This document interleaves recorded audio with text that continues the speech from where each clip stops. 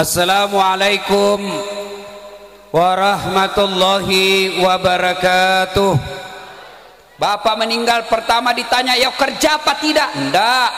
Yang pertama ditanya tentang sholat. Ketika ada orang wafat, seluruh pengantar sudah kembali, maka datanglah penjaga kubur. Yang pertama ditanya, Rabbuka, siapa Tuhanmu? Kalau sholatnya baik, tenang, bapak tidak usah cemas, maka sholat akan menjawab Allahu Akbar. Giling kepala malaikat. Itu hebat betul ini cowok. Barusan aku dapat. Ditanya lagi, man nabiyuka, siapa nabimu? Sholat kita menjawab lagi, Ashhadu an la ilaha illallah wa ashhadu anna Muhammadar Rasulullah. Malaikat katakan, makin keren aja ini cowok ini. Ini orang seram ini. Itu kalau baik sholatnya. Tapi kalau tidak beres sholatnya, dia sholat cuma hari Jumat, itu pun paling terlambat datang, paling cepat pulang. Orang khutbah dia tidur, dia tahu kok malaikat, dia kasih goyang godamnya. Dia bilang, sudah lama ku tunggu kau celaka. Kurang ngajar, kau banyak ceritamu. Begitu ditanya, Rabbuka, siapa Tuhanmu? Dia bilang, tunggu dulu, orang baru datang. Ditanya lagi, Rabbuka, siapa Tuhanmu? Kaget langsung dia jawab, ketuhanan yang Maha Esa.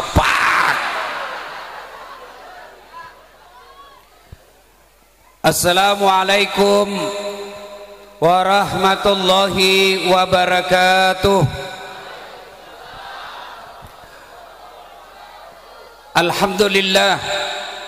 Alhamdulillahi rabbil alamin. Wabihi nasta'inu ala umurid dunya waddin. Ashhadu an la ilaha illallah wa ashhadu anna Muhammadan abduhu wa rasuluh. Allahumma salli ala Sayyidina Muhammad wa ala alihi wa sahbihi ajma'in, amma ba'd. Ibu bapak, saudara-saudara sekalian, teristimewa para alim ulama, qari dan qari'ah yang insya Allah dimuliakan dan dirahmati oleh Allah Subhanahu wa ta'ala. Sejatinya setiap taklim, setiap pengajian dan kumpul-kumpul seperti ini membawa berkah di sisi Allah Subhanahu wa ta'ala.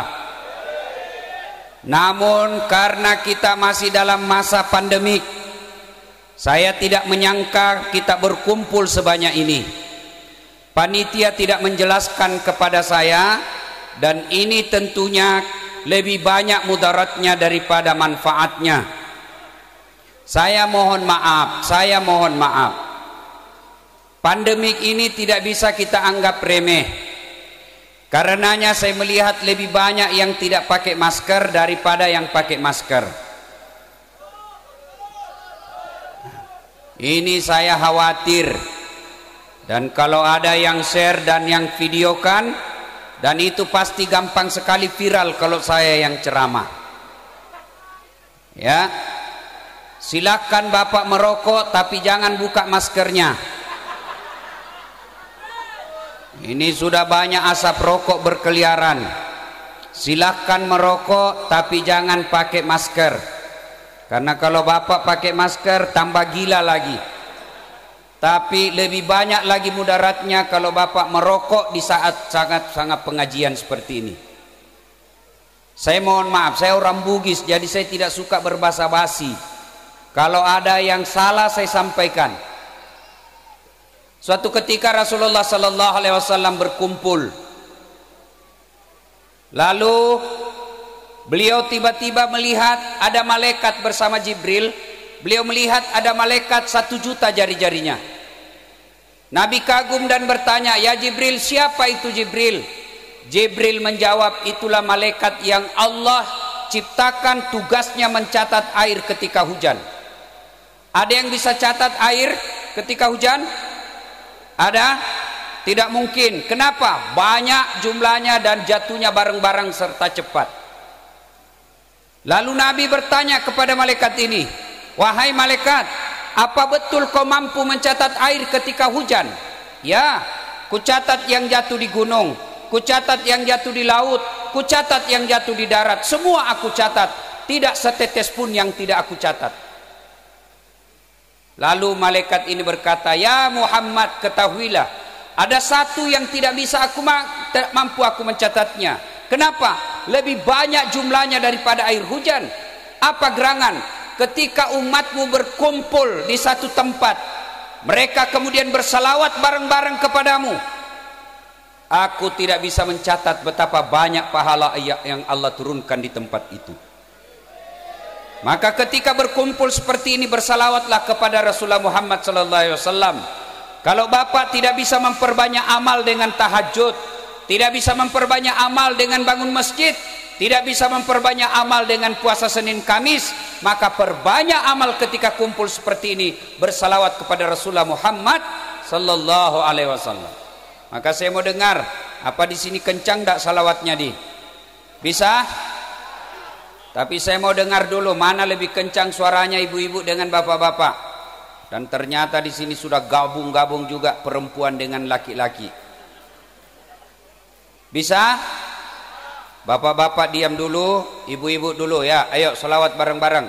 Ibu-ibu, yuk. Bapak-bapaknya diam, ibu-ibunya selawat, yuk. Salatullah salam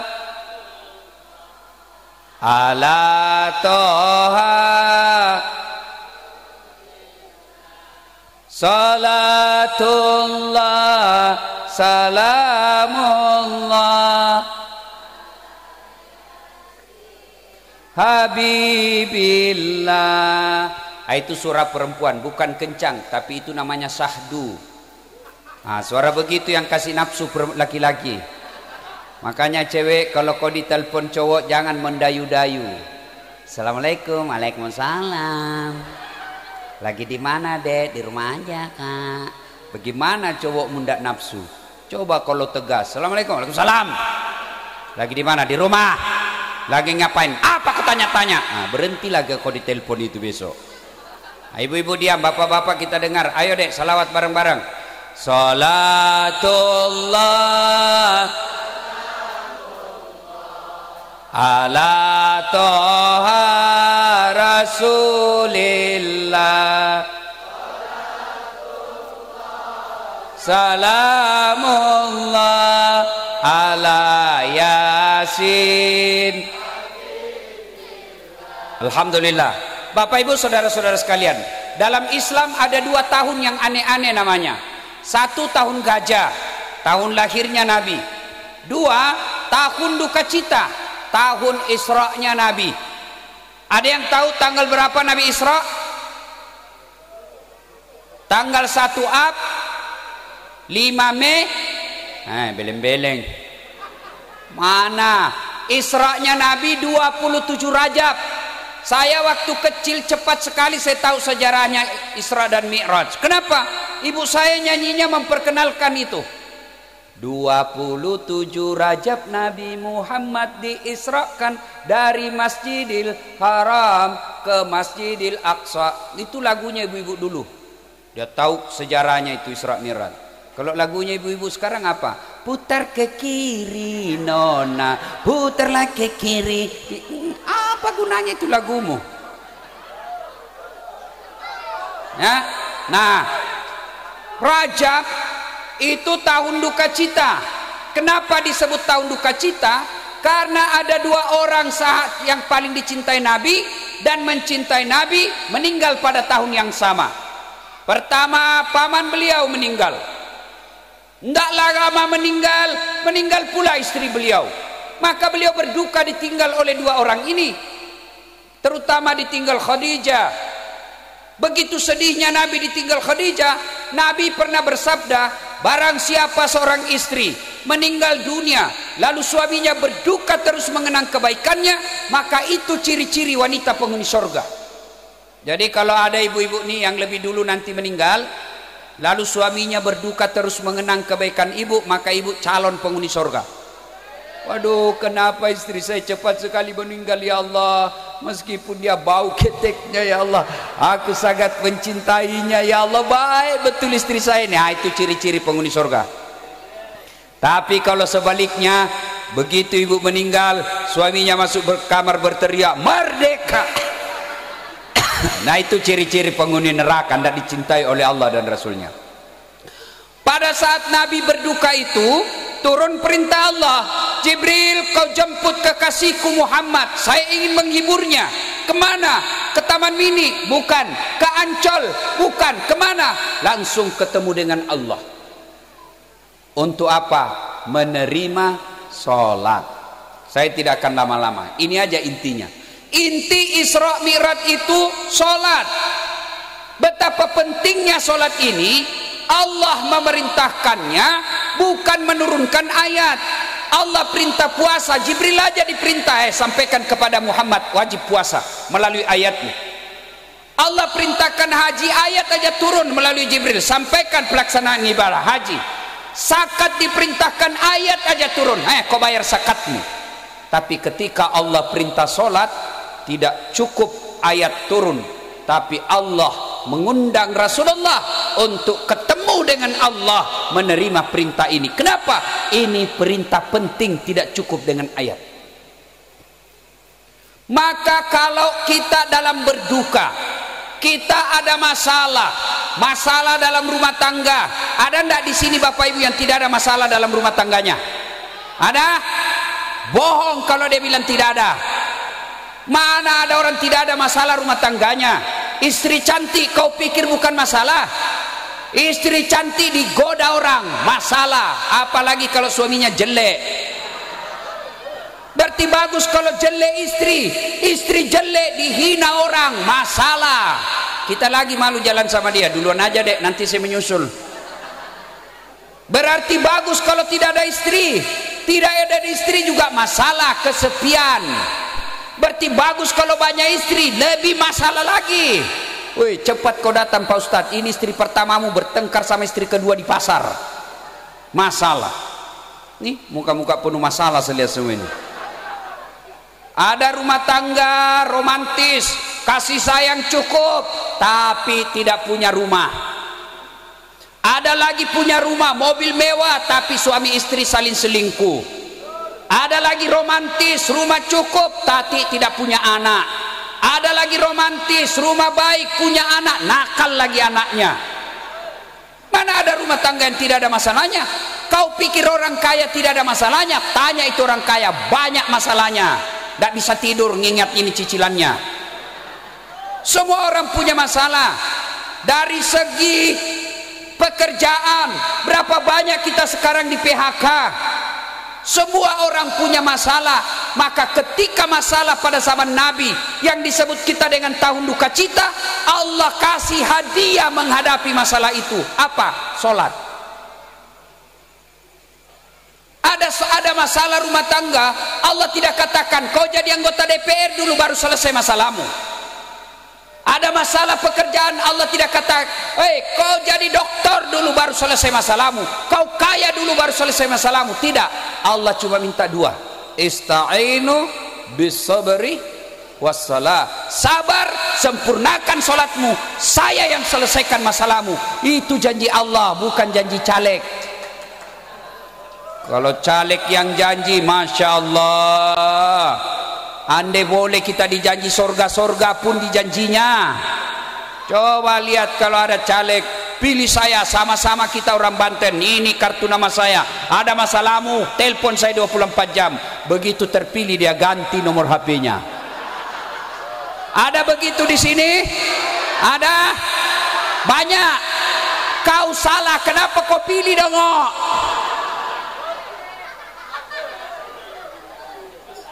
Ayo, demi Allah, kalau tidak sholat tidak ada gunanya kau hadir di dunia. Coba, kenapa ini sholat penting? Sholat ini puncak pengabdian kepada Allah. Sholat ini puncak penghambaan kepada Allah. Bapak puasa, boleh puasa sambil dengar musik. Boleh. Bapak puasa, boleh puasa sambil jual beras. Bapak haji boleh sambil dengar musik. Bapak haji boleh sambil bawa jualan. Bapak bayar zakat boleh putar musik. Bapak syahadat boleh dengar musik. Tapi ketika Bapak sholat, boleh enggak Bapak salat sambil menjual? Allahu Akbar. Pak Haji berapa? 50.000. Sami Allah liman hamidah. Mana bisa? Kenapa? Karena ini sholat puncak penghambaan kepada Allah. Maka keliru kalau ada orang berkata, tidak penting sholat men, yang penting hatimu baik. Siapa nabimu bos? Jangan ketawa, saya serius ini. Kalau ada orang bilang yang penting hatimu baik, tanya siapa nabinya. Nabi Muhammad paling baik hatinya, Nabi Muhammad paling luhur akhlaknya, dilempari malah tetap senyum, dimaki malah didoakan orang. Datang malaikat Jibril, Muhammad ini orang taib keterlaluan, doakan saya hancurkan mereka. Apa Nabi hancurkan? Tidak, Nabi bilang doakan saja. Tapi beliau tetap sholat. Mana ada keselamatan ketika orang tidak sholat? Bahkan Imam Syafi'i menghukuminya, memponisnya. Mereka yang tidak sholat, dianjurkan sholat tetap tidak sholat, disuruh bertobat tetap tidak mau sholat. Maka Imam Syafi'i mengatakan kalau dia mati jangan kau sholati jenazahnya. Demi Allah, Bapak tidak ada gunanya Isra Mi'raj seperti ini kalau pulang tidak sholat. Ayo, ada yang malas sholat di sini? Ada? Tidak ada. Apa alasanmu tidak sholat? Ibu-ibu paling banyak alasannya tidak sholat kalau haid. Kenapa tidak sholat? Haid. 2 hari kemudian. Kenapa tidak sholat? Lagi mens. Kenapa tidak sholat? Datang bulan. Itu aja semua itu. Dia bilang suaminya biasanya kok cuma 5 hari haid. Ini sudah 7 hari tidak sholat. Apa kata istri? Belum bersih. Kau pergi sholat? Masih ada sedikit-sedikit. Begitu suaminya bilang, bohong, apa bohong? Saya kasih lihat kau. Beleng-beleng.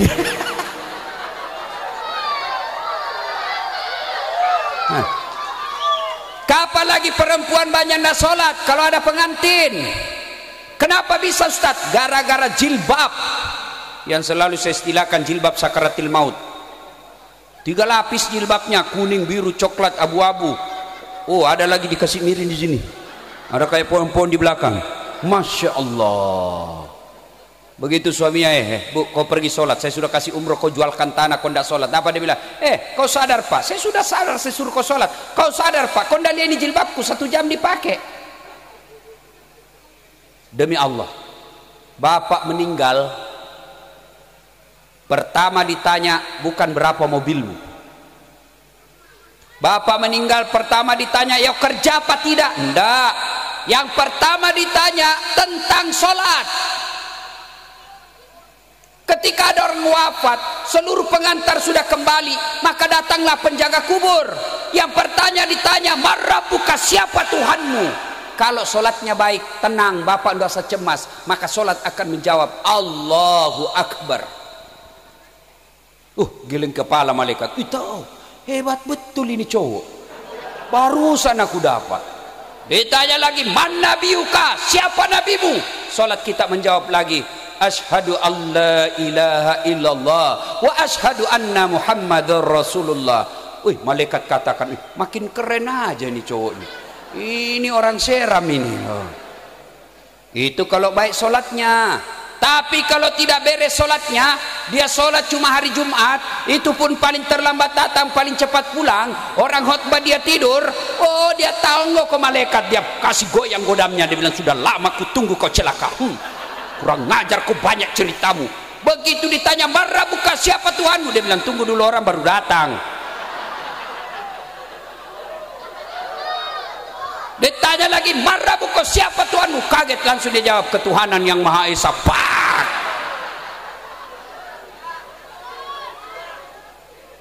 Saudaraku pernah merantau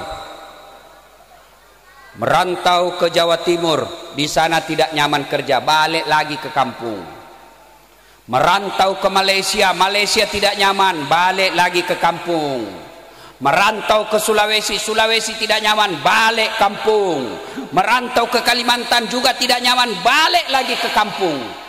Masih ada harapan bisa balik kampung. Bapak sebagai PNS, pegawai negeri, ditugaskan ke satu daerah, tidak nyaman, balik lagi kampung, pensiun, tidak ada urusan. Tapi demi Allah, kalau Bapak masuk kubur, senang tidak senang, kau tinggal di situ, tidak boleh kau balik. Benar. Dan orang yang tersiksa di alam kubur, kata Nabi, yang paling tersiksa al-mutakhawilu bis shalah, yang mereka menganggap enteng sholat. Suatu kali Nabi lagi duduk-duduk, tiba-tiba datang sahabat, ya Rasulullah, masalah di kampung saya. Kenapa? Si fulan wafat, tidak ada yang sholati. Dosa satu kampung itu. Kok bisa? Ya Rasulullah, ini si fulan yang wafat, moncong mulutnya berubah seperti moncong babi. Nabi kaget. Nabi pergi lihat, benar Pak, mulutnya seolah-olah moncong mulut babi. Nabi doakan dengan izin Allah, berubah kembali jadi seperti manusia. Nabi solati, selesai disolati mau dimasukkan ke liang kubur, kembali moncongnya seperti moncong mulut babi. Nabi katakan, ya sudah, makamkan aja dia. Selesai makamkan, ditanya, ini orang sholat enggak? Sholat ya Rasul, cuma hari Jumat saja, itu pun kadang-kadang enggak. Hati-hati kau yang hari Jumat saja sholatmu. Hei, apa alasanmu tidak mau sholat? Kau ngomong sekarang. Saya sakit Ustaz. Ada kala sakitnya Nabi Ayub. Itu Nabi Ayub seluruh anggota tubuhnya dimakan ulat. 16 tahun beliau sakit. Apa beliau menyerah tentu saja, tetap dia sholat. Kamu baru influenza. Kalau sakit gigimu ya sudah, kau sholat sakit gigi. Allah tahu kau lagi sakit gigimu. Apa lagi? Ustadz, dia cakep Ustadz, gagah Ustadz, artis. Ada kala gagah Nabi Yusuf. Itu Nabi Yusuf begitu gagahnya, di ibu-ibu tukang gosip disuruh ngiris bawang, kasih pisau tajam, suruh lewat Nabi Yusuf. Begitu gagahnya Yusuf, terpesona ibu-ibu yang ngiris bawang. Dia tidak sadar tangannya dia iris. Ada kira-kira orang gagah bisa mempesona sampai kita iris tangan tidak terasa? Jangankan terpesona iris bawang, ketek aja bau kita hilang rasa cakepnya. Yusuf alaihissalam cakep, tetap sujud beribadah kepada Allah. Ustadz, kuat Ustadz, olahragawan. Ada kala Nabi Musa. Itu Nabi Musa kalau dia kunci badannya tembus bulu-bulu di bajunya. Dia kunci lagi badannya, terlempar songkoknya. Kalau dia berkelahi belum sampai tinjunya sudah jatuh orang Pak 30 meter. Ada kala itu Nabi Yusuf, Nabi Musa, beliau tetap sujud beribadah kepada Allah. Dia hebat Ustaz, tinggi jabatannya. Tidak ada kala jabatannya Rasulullah, penghulu para nabi, beliau tetap sholat. Kalau orang kaya tidak sholat, ada kala kaya Nabi Sulaiman. Tuh Nabi Sulaiman Pak, pekerangan rumahnya emas, kerikilnya emas. Ada di sini kerikil rumahnya emas. Paling kalau orang Bugis giginya dikasih emas. Beliau tetap sujud beribadah kepada Allah. Orang kaya tidak sholat, pejabat tidak sholat, artis tidak sholat. Orang masih bilang ya sudahlah, dia kaya, tinggi jabatannya, selebriti, semua orang Indonesia kenal. Orang masih maklum. Tapi kamu sudah jelek, pengangguran, busuk mulutnya, bau keteknya, tidak sholat lagi, bele-bele. Nah ibu bapak saudara-saudara sekalian, sholatlah. Demi Allah, tidak ada orang sengsara hidupnya kalau baik sholatnya. Ada daeng beca, tukang beca Ustaz, tukang rental apa ojek Ustaz, kalau dia baik sholatnya, kalau bukan dia yang sejahtera, anaknya yang angkat derajatnya nanti. Dia tukang cuci Ustaz, ngontrak kasihan, tapi kalau dia tekun pelihara sholat, anaknya yang angkat derajatnya orang tuanya nanti. Tapi kalau di tukang cuci, pembantu rumah tangga, sopir, tidak sholat, sampai cucu-cucunya juga nanti menderita. Maka saudaraku, kalau kalian mau hilang duka citamu, kalau hilang masalahmu dalam hidup, perbaiki sholatmu. Inilah hikmahnya Isra Mi'raj. Nabi duka, Nabi sedih, dikasih hadiah. Hadiahnya bukan puasa, hadiahnya bukan haji, hadiahnya apa? Sholat. Maka memperbaiki hidup ini, menghilangkan duka dan cita kita adalah sholat. Insya Allah kalau Bapak Ibu sholat, ada hikmah dari pengajian ini. Mudah-mudahan kehadiran kita ada manfaat. Insya Allah lain waktu dan kesempatan kita akan lanjutkan. Mohon maaf kita tidak boleh lama berkumpul Pak. Saya ini sudah terlanjur dikenal sama orang, kalau banyak pengajian saya tidak mau datang. Saya sudah bicara sama panitia, tolong batasi jumlah, tolong jaga jarak. Ini sudah tidak ada jaga jarak ini Pak. Jangankan jaga jarak 1 meter, mau cowok cewek aja di situ ada, saya lihat nonton sama cowoknya. Nah bilang pacaran syar'i Ustaz, pret. Apa kok pacaran syar'i pergi pengajian? Tidak boleh. Itu sudah campur-campur. Mudah-mudahan Allah melindungi kita dari musibah yang membahayakan ini. Saya alhamdulillah sudah vaksin Pak. Dan saya senang setelah vaksin. Ternyata setelah saya vaksin ini Pak, keberanian saya sama istri makin menjadi-jadi. Jadi kalau ada bapak yang takut sama istrinya, segera vaksin. Ya, kalau sudah ada panggilan untuk vaksin, silakan datang vaksin. Vaksin ini adalah ikhtiar. Vaksin ini adalah upaya, bagian daripada usaha atau ikhtiar kita. Ini bangsa Indonesia memang paling sulit diurus. Ketika belum ada vaksin, kita teriak, mana vaksin? Kita desak pemerintah supaya ada vaksin. Begitu sudah ada vaksin, kita teriak lagi, ini palsu. Sudah dinyatakan asli oleh BP POM, kita bilang lagi, tidak halal. Sudah dinyatakan halal sama MUI, kita lagi bilang, minta presiden dulu yang disuntik. Sudah disuntik Jokowi, kita lagi bilang tidak masuk jarumnya. Sudah diperlihatkan bahwa masuk jarumnya, dia bilang lain cairannya. Sudah terbukti lagi cairannya vaksin, dia bilang pencitraan. Ini bangsa Indonesia betul-betul susah diurusnya Pak. Maka saudaraku, vaksin. Kalau ada yang bilang ini tidak akurat Ustadz, ini tidak, masih ada kesalahan-kesalahan. Kalau kesalahan-kesalahan masih ada dalam vaksin itu, itulah kesempurnaan manusia. Karena hanya ciptaan dan buatan Allah yang maha sempurna. Bukan vaksin yang membuat kita mati, tapi ajal. Tiba ajal biar tidak vaksin mati. Tiba ajal biar vaksin mati. Lalu kenapa kita vaksin? Supaya kita terhindar dari penyakit. Kenapa kalau kita sehat? Kalau kita sehat, ibadah kita sempurna. Coba lihat, gara-gara vaksin, gara-gara virus ini, sholat kita sudah jaga jarak. Alhamdulillah sekarang sudah boleh berjamaah. Mudah-mudahan nanti kalau kita sudah vaksin semua, Ramadan masuk kita sudah boleh tarawih. Kita sudah rindu mau ke Baitullah untuk umroh. Tapi selama kita masih ada pandemik ini, kita tidak bisa pergi lagi ke umroh. Tidak bisa lagi sholat jamaah dengan rapat. Tidak bisa lagi kita buat tabligh akbar yang menghadirkan satu kampung. Maka supaya kita segera bangkit dan hilang vaksin, hilang COVID ini, maka mari sambut vaksin itu. Segeralah kita vaksin, dan alhamdulillah vaksin ini gratis alias tidak dibayar.